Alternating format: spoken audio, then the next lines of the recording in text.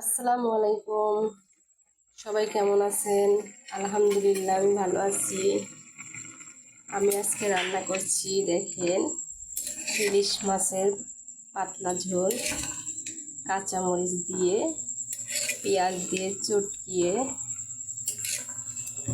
রান্না করছি।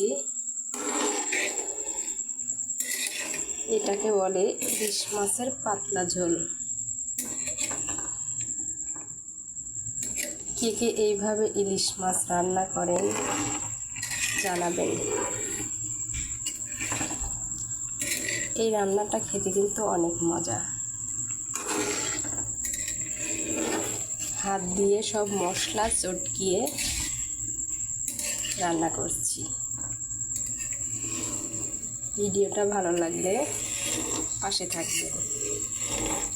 আজকের মতো এই পর্যন্তই।